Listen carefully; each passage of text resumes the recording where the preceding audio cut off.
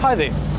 You join me today at the beautiful Portimao racetrack in Portugal, where we'll be having a closer look at a car that's affectionately known as the monster from the green hell, or more precisely, the Mercedes AMG GT R.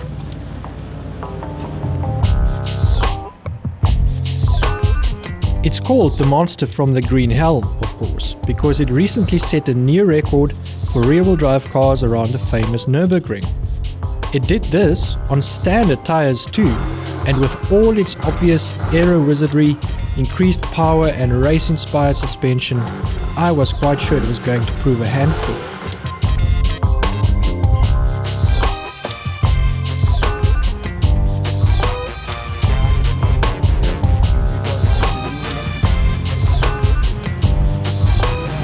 That was Bernd Schneider, multiple DTM champion. I'm going to have to keep up with him on the track, I don't know. No pressure then, I guess.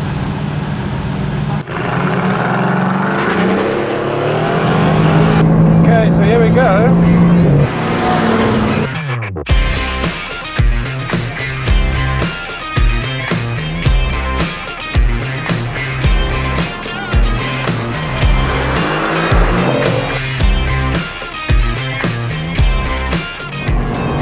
You're not going to get a lot of talking out of me, I fear.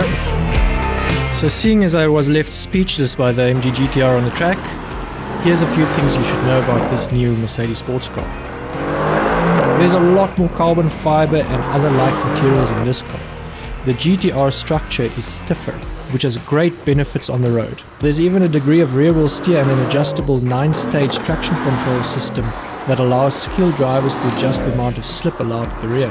The GTR is powered by development of the lovely 4-litre twin-turbo V8 that you'll find in the GTS. 430 kilowatts of power, 700 newton meters of torque. All of that torque, by the way, remains on tap from 1,900 to 5,500 RPM. Using race start mode, the GTR will blast to 100 kilometers per hour in 3.6 seconds, and top speed is 318 kilometers per hour. The power is just incredible and relentless, and you can't breathe under the acceleration, and sort of squishes the air out of your lungs under braking. So honestly, completely breathless is what this car does to you. But a car with lovely turn-in, probably more stability in the rear end than I thought there would be. The track, by the way, is just brutal. Squishes all the air out of you. Phew. I think I need a shot of something now.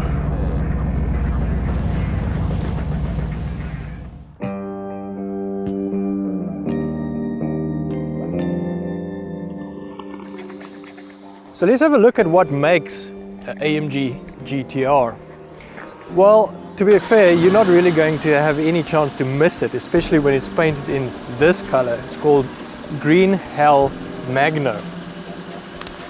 Also unique to this model, compared with the AMG GTS, is this grille. It's called the Panamericana grille.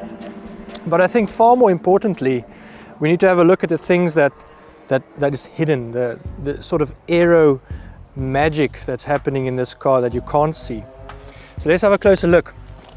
There are, for example, these little curtains down here that open and closes automatically, and that can direct the airflow as is needed. Then under here you've got an active aero package as well, a little lip that extends downwards at certain speeds in certain modes, and that reduces lift on the front axle. It increases front end stability. And then even these air curtains, as they call them down here, which extends through here and improves the airflow through the wheel arches. And the purpose of all of these things, and there are a few other little details as well, is just to really improve front end grip and stability of the AMG GT R, give it a really pointy, precise front end. Then moving along the side of this GTR and these beautifully curvaceous hips here. You'll note specific to this model again, 20-inch forged AMG alloys. You'll also see this car has the optional carbon ceramic brakes, and having now driven it on the track, really immense stopping power, great consistency as well, great feel. And then at the back again, a really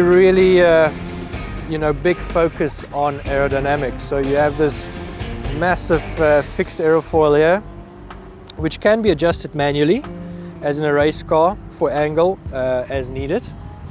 And then down here, one of the biggest and most intricately designed double diffusers that I've seen in a while, again with the purpose of creating optimum stability, very little lift at the rear, and ultimately improve handling.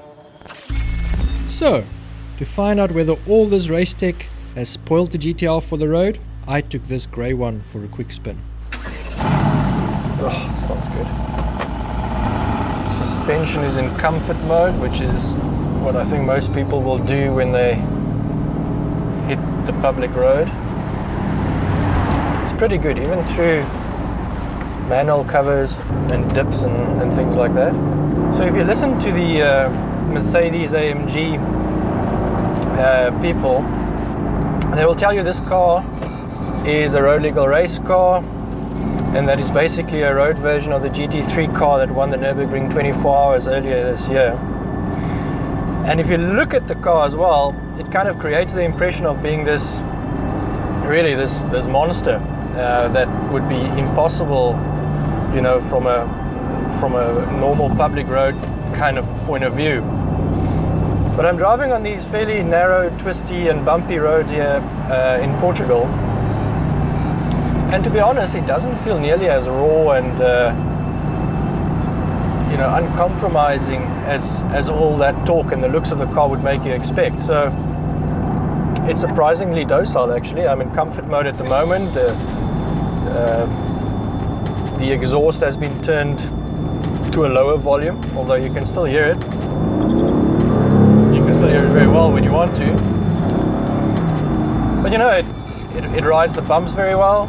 It's not too intimidating to drive. You do have to get used to this immensely long bonnet and these bulges everywhere.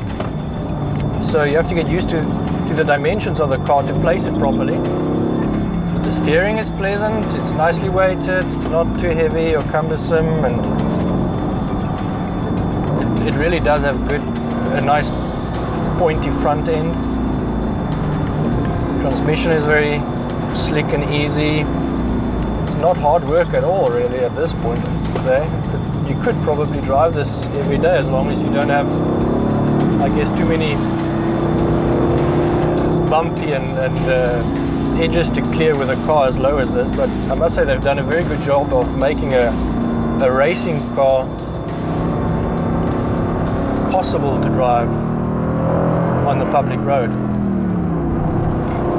So could you drive the Mercedes AMG GTR every day? I actually think you could. I think you'll have to be a bit of a nutter if you are, but